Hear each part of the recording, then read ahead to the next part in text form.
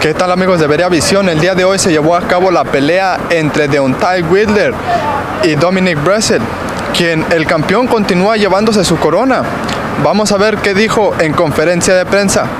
The bronze bomber who came in tonight and displayed the right hand, which I'm going to now call the hammer of Thor. So Deontay, come on up, everybody. The heavyweight champion of the world, WBC heavyweight champion, Deontay Wilder. Over here, Deontay. Mike's all yours. So Deontay's going to make an opening statement, then he's going to open it for questions. Go ahead. First off, I appreciate you guys for waiting on me again. It seems like every time I'm finished with the fight, I'm always late. But, you know, y'all guys are here. I thank you so much. It's been a great night. What can I say, man? We had to break out myself back down to the basics. You know, when you become a champion and you become a champion, as long as I've been unifying the division, as long as I've have defended my title. Sometimes it makes you get lazy at times when you become a champion for so long, you know. And with this fight, I had to break myself back down. Of course, it was a lot of animosity, a lot of chaos, a lot of bad blood that was against me and my opponent, and that was the fuel to my fire to get myself in the best shape that I've ever been. This camp reminded me of when I first won my world title. You know, I had to break myself all the way back down to the basics, and I enjoyed every moment of it. You know, it was many times where my body was sore, many times where I was in the bed, I couldn't get comfortable, you know, and I got a very nice bed at the house, and I remember getting upset because, you know, I needed sleep, but my body wouldn't allow me to because of the sparring, because of the strength training, you know, all the things that I was doing to prepare myself for this right here, you know, and it takes a lot of hard work, it takes a lot of dedication to just be a fighter, period. You know, a lot of people don't understand what type of work it takes to do what we do each and every night, on top of risking our lives each and every time in the ring. As I always say, our head is not meant to be hit in the first place. That's why I say you must respect all your fighters, you know, that steps in the ring, no matter, you know, no matter what type of level they are, you gotta respect them because, man, we pay a price each and every time. You know, there's no money in the world that can amount to our lives or going back to our family. And I know I say a lot of things, and I mean a lot of things, but, you know, like I said before, I come from the old school of things, is that, you know, when you got animosity against each other and you guys want to duke it out, what's the best way? What's the best way? The original way is to put these hands up, and sometimes you have to put your hands on somebody, and then what made the best man wins. And after that, you can hug each other, you can love each other, and live to see another day. And that's the thing we did tonight. You know, we get to live to see our family. I'm here to see so many beautiful people, and you know, that's here now. And now we move on to the next step. Questions? Well, we have before we have any questions, we also want to introduce Shelly Finkel, who is Deontay Wilder's co-manager, JD's, who is his trainer and his co-manager as well. So we're going to take questions now for Deontay, but they're also available to answer questions. Questions to the mic, Okay. guys. All right, yeah. Hey, sir. Question to the mic.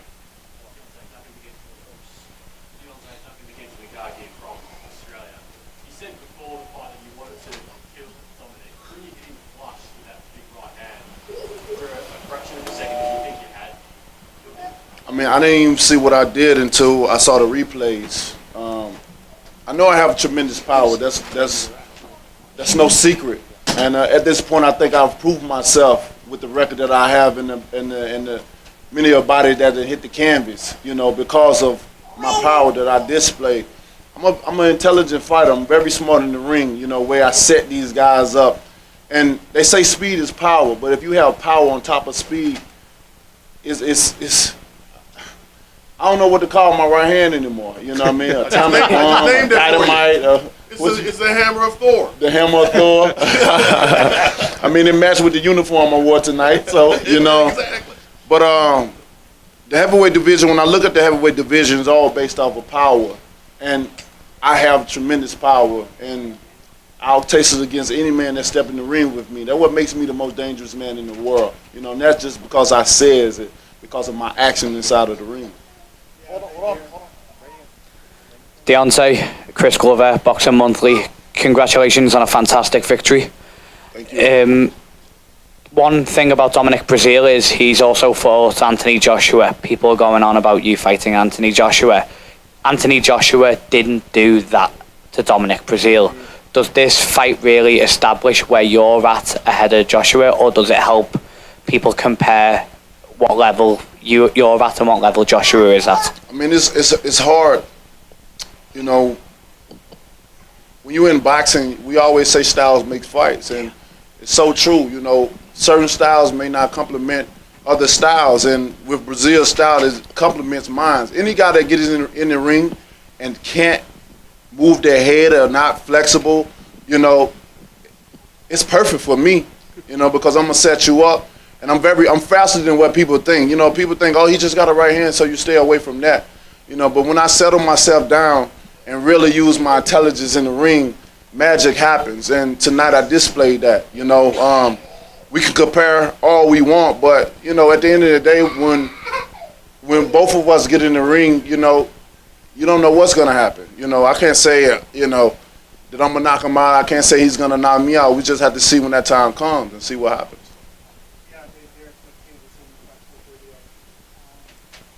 You trained obviously hard for this fight. This is your 40th knockout. Would you say that this knockout heard around the world kind of puts you more so on the map where people know where you're finally getting the respect as a world heavyweight champion? And then also, second part question, is it safe to say that after your performance tonight, this is why Joshua's avoiding you? I mean, this fight is definitely heard around the world, you know, and I'm finally getting my respect. You know, it took a long time, but I'm very patient. You know, where I came from, I had to be patient. You know, even from the Olympics, a lot of people don't even know I was a bronze medalist. But even on top of that, how I got the bronze medal, you know, it was 246 guys in there, and I was the 246 guy, least experienced guy. 278. You know, I ain't want to, you know, big myself up. But, you know, I'm happy with all my accomplishments. You know, I'm happy with where I came from and how I started. You know, I started from the love of my daughter that was born with spina bifida, and that was a poster my mother once gave me when I was young, and the poster read, "You don't know what you can do until you try." And those words hold dear to my heart to this day. You know, that's why I tell everyone has greatness in them, because greatness is only determined by service. And if you don't apply your service, you just don't know how great you are, how great you can become, you know. And over time, and I apply my service, and I apply my service each and every time. And, you know, and I display greatness when I step in the ring.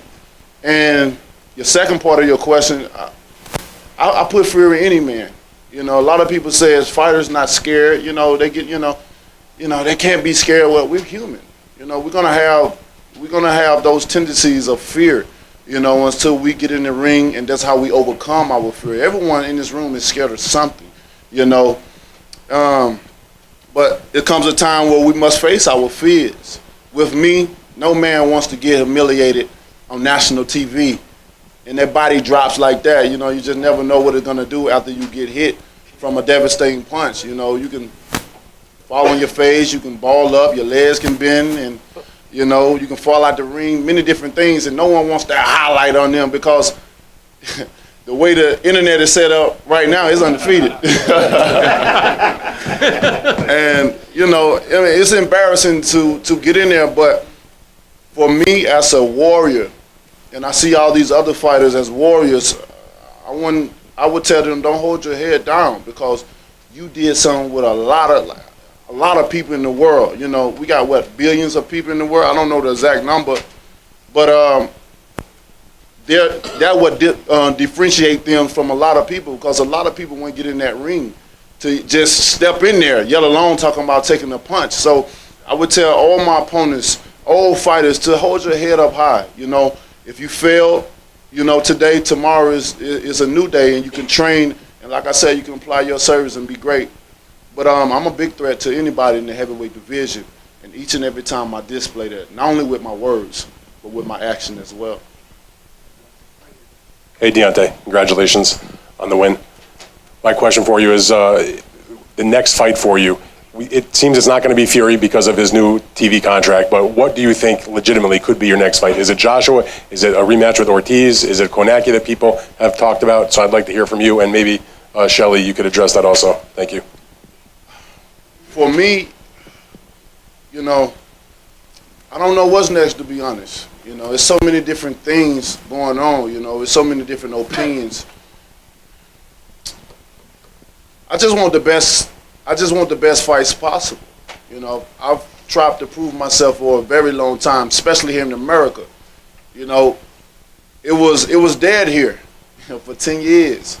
You know, no one even knew who was the heavyweight champion of the world war.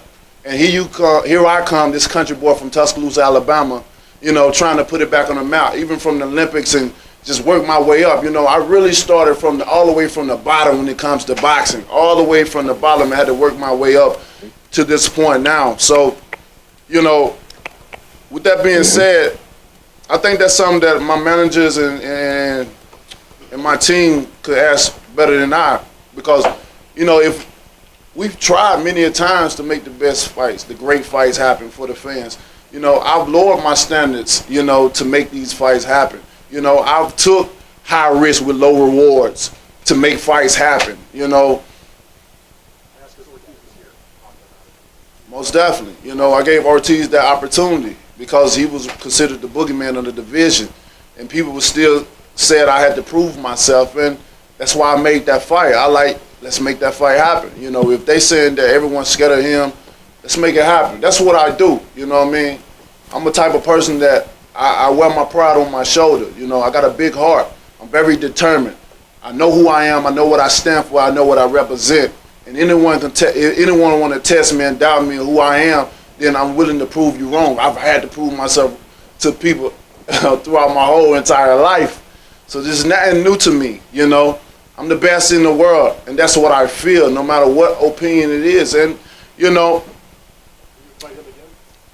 Ortiz, I'll fight it off. I mean, the heavyweight division is very small, you know, so why not have 2 fights, 3 fights? You know, all these guys, that's why I don't understand why none of the big fights haven't happened thus far. If you lose, okay, rebuild yourself and get back up. Most of the time in life, many people lose, but they give up. And the great thing about life is people want to see how you fall and get back up. It's easy to stay on top. It's easy to be a winner and go around and be a winner with no losses and different things like that. You know, everybody wants to be a winner, but a real winner, a true winner is someone that falls from that platform, because everyone wants to see how they develop themselves and get back up in life. And that's why I don't care about my record, you know what I mean? That's how you become a 2-time champion, a 3-time champion, a 4-time champion.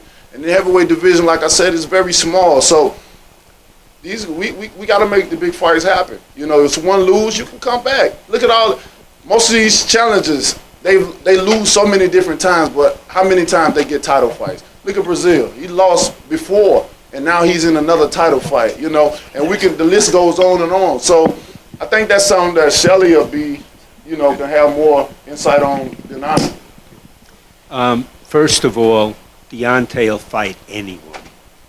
And he was willing to fight Joshua for very little comparative to what he was worth. And when someone wants to make a fight, they make it. When we wanted to get Fury, we overpaid him. We gave him anything he wanted in order to make the fight. And Deontay is a man who doesn't make excuses. Him and I have discussed when he went into the ring with Ortiz. He didn't talk about it after that. He was sick. He was laid up in bed a couple of days before it. And we said, boy, imagine what it would be if you really went into the ring healthy and trained right. You saw pretty much that tonight. And I'm in very close negotiations with John Skipper. I'm going to see him next week. I'm in constant touch with Top Rank. All of those fights are going to happen, whether they happen next or 2 fights down the line. You will see all of them in the near future. and they'll be on terms that are acceptable to Deontay, not begged by Deontay. It's not done. It's not done. This coming week, we hope to lock in one of them. The fights for the next fight. I just named them. There's 3 guys out there. One of those will be done then, and very shortly after, another one will be locked in for the next one. Deontay, Valeria Rubino, V-Sport, congratulations. You said this was much more than a boxing match, but then after your victory, there was a lot of animosity, but then you went on and hugged your opponent. What does this say about the sport of boxing and your approach to it? And also, second part of the question is 9 title defenses. How important, how crucial is patience in this sport, and what does it take to be a long-term champ? Patience is very important in this sport, you know, because, I mean, boxing is like the weather. It changes up all the time. You know, even when you think you have something set in stone, the next minute it changes. I mean, that was once upon a time a fighter, you know, stepped in the ring, and when the bell said ding, he got out of there. You know, I'm sure the other opponent was like, man, you messed up my money. You know, I've trained so hard for this fight, and just to get to this point, we in the ring facing each other, and now you're going to step out. See, those things in boxing, I mean, boxing keep you on your toes. You know, the business side of boxing is a crazy thing as well. But I'm very happy with my accomplishments and defending my title for the 9th time. You know, that put me up there with the legends up in the sport, you know, and I want to continue to set examples. I want to be a hard active father for, you know, younger guys that are looking up to maybe be like Deontay Wilder, you know. What was the first part of your question? The emotions of hugging the opponent. Oh, yeah. Hugging him after. Yeah. Well, I think I show my character, you know, not only outside of the ring, but inside of the ring as well. You know, I know I'm a type of person, I always say I'm passionate about what I say, I'm passionate about what I do. And, you know, for me, I say some of the darndest things. Sometimes I make up my own words sometimes. You know, you may not even understand sometimes what I say, but that's just my passion that come out. And like I said, I've been raised by the old school guys, you know. Yeah, if you have animosity, if you have some type of ill will towards a person, let's fight it out. You know, that's what I come from. Let's fight it out, and once you get finished, you know, if you got the best of me, if I got the best of you, we can hug it out. I mean, there's always tomorrow, and that's what it is. And that just right there, that's just what I displayed in the ring. You know, we had so much bad blood against each other, but I did what I had to do. All the negative energy I had towards him, everything that was built up inside of me, I had opportunity to release. That's why boxing is very important. It's a very important sport for me because it gives me the opportunity to release negative energy, even if it has to be on a human being, you know, and I love it. So, but, you know, I got a kind heart and I love everyone, you know, I love all people, and after doing what I did, I just wanted to come over and say, man, it's over with. You know, we got in the ring, we fought it out. It shouldn't be no more animosity against each other. What happened in the past, we're going to keep it in the past, and we're looking forward to a beautiful and bright future. Deontay, Jay Aaron Sebia from FightHype.com. We've seen plenty of fighters criticize you on things that you do in the ring, like actual skill-based thing, professionals, professional trainers that say these things, sit down, I'm sure they're watching tape, and then when they get into the ring with you, whatever they're seeing on tape is not translating over. What is it that they're missing? What is it that they're not, that they can't, that doesn't translate? When they get in the ring, it's something different. What exactly is that? What do you think that is? You want me to give them the kryptonite to defeat me? You know, I'm just one of those special kind of people, you know. I feel, in my strong opinion, I'm one of those type of fighters that come around every so many decades, you know.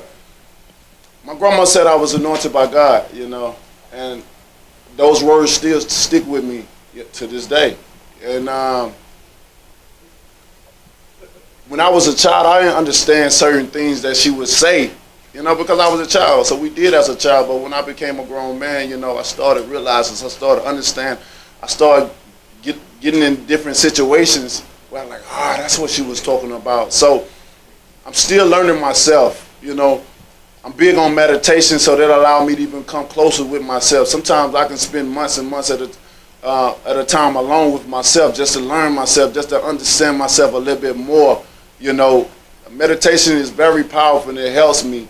And you know, when I get in the ring, no one can understand who I am, what I am, and how I'm able to display the talent that I display in the ring. You know, I'm untextbook, I'm unorthodox, I'm a myth buster. Many things that they say about me that I prove them wrong each and every time. You know, true story. Many times when I fight guys, I try to test myself. You know, even before this point, I've slacked off of training. I wasn't doing certain things that you would see as a champion would do. You know, because I wanted to test myself. I wanted to see, am I the chosen one? It's what she's been saying is true. And each and every time, you know, I prove myself right. You know, I prove a lot of people wrong and prove myself right that what she said is actually true. And I think that's a great thing about myself, that these trainers, especially the old school trainers, you know, because they have the old mindset of if you do it this way, this is what it takes, you know, because they've seen former champions, you know, accomplish so many things following these rules, but it's a different time and era. You know, we have so many different things, technology, that can take us to the next step, you know, than what they didn't have in the past, you know. And for me, you know, I'm just a rare kind. I'm a different species. I'm one of my kind. I'm one of a kind. One thing, if you take a look and watch the knockout, he timed it so quick. Yes. And boom, it was over. It wasn't like a wild punch. He knew exactly where that right hand was going, and over. You know, and when I watched the replay, I thought there was another punch coming, and no, that was it. Deontay, Keith Eidick from BoxingScene.com over here. Did you expect this fight to get out of the first round? I mean, I was saying it wouldn't go. I'll be surprised if it go past 3. I was very determined to get Breazeale out of there because of the bad blood we had outside of the ring. You know, I trained very hard for this. Like I said, I broke myself back down to when I first became a champion. You know, and you know, what can I say? You know, I'm the best. I'm one of the best. You know, and I like to display my talent each and every time I get in there. I like to be a silent heavyweight. You know, this is what boxing is all about, especially when you're a heavyweight. You know, we feel like we have so many obligations to fulfill. You know, people put so much pressure upon us, and, you know, the things I do is natural. You know, I'm very intelligent in the ring, even when others don't even see the beauty inside of me. But it ain't for them to understand. For what God has for me is for me. You know, and I just want to show you guys the greatness that I have. What did he say to you after the fight? He wanted to bring his family in with my family, and we just, everything is all about love now. We're just squashing everything, you know. Like I said, my heart is pure, you know. It's filled with love, and I want to show that I'm about what I say, you know. Like I said, I'm the realest champion in the business because I believe in myself. I believe in what I say. I believe in what I do. I'm very passionate about that, and my actions show. You know, not only just my words, but my actions show. And I can break myself down and say, man, I love you. He can say he loved me, and, you know, man, he wanted to come in and, you know, bring his wife to meet mine and the kids, and we just come together, man. You know, if I see him out, we can shake hands. And, man, we can go out to eat or something like that, and this is what it's all about. And that's why I love this sport, you know. It helps so many fighters out, you know. Some fighters, you know, still are stubborn. You know, some fighters, you know, whether they win, lose, or draw, they still have that animosity, which I don't understand, because it's, you know, when you get angry with something, it takes a lot, you know, physically, mentally, emotionally, to stay mad at a person. You know, forgiveness, why you can't forgive a person, you know what I mean? I believe in second chances, and I don't want that stress on me, because that's a health problem as well, too. You know, they say it takes more nerve to frown than smile, you know, and I'd rather smile at you than frown at you. Pugilism Company, Deontay, thank you for this spectacular knockout and performance. Now, was that the hardest right hand you ever hit someone with? And if not, then who? I mean, this knockout reminded me of the Spuka. You know, like I said, when I come to the Barclays Center, I have my most devastating knockouts. And to be honest, I didn't even feel the punch. And those are the scariest ones when you don't feel it and you just know it. You know, it's just an instant. I've done this so many times. And you know, it's just one second you can be gone. I mean, I'm a dangerous guy. You know, I mean, my hands are lethal. You know, and you know, I'll let the fans be the judge of which one they feel is the hardest of mine, because I take pride in each and every last knockout that I display. You know, I think that's what makes me one of the top exciting heavyweights in the division thus far. Okay, one more question. Last question. Last question. Hey, Deontay. I've covered you when you had 4 rounds at the StubHub Center, and now we're in front of New York and you hear accents. So that means you're an international star. And what I wanted to ask you was, from ground zero to now, what's been your biggest inspiration as it relates to where you are now? Man, just the sacrifice, you know, the sacrifice that I had to endure. You know, my father always instilled in me and my brother to be hard workers. Nothing is given to you. You have to earn everything. You know, that's a part of why I love being from the South as well, too. Nothing was given to me. You know, I've had to work for everything, you know. I had to, man, it's been crazy for me. But I appreciate how I came up. I appreciate my life. I appreciate the things that have been instilled in me, you know, because I apply that. They say to be wise, you must apply knowledge first to life, and then you become wise. Just because you're old don't make you smart, don't make you wise, because you can be an old fool as well. And I like to apply knowledge to life, and it allows me to be who I am. And as I get older, age is beautiful, you know what I mean? That's why I'm like, how old are you people? I don't want to tell my age. Why not? Age is beautiful, you know what I mean? The more and more you get older, the more you experience things. And like I said, if you apply knowledge to life, you become wise. And that's what I've done throughout this time, just starting from the bottom. It allows me to see certain things, you know.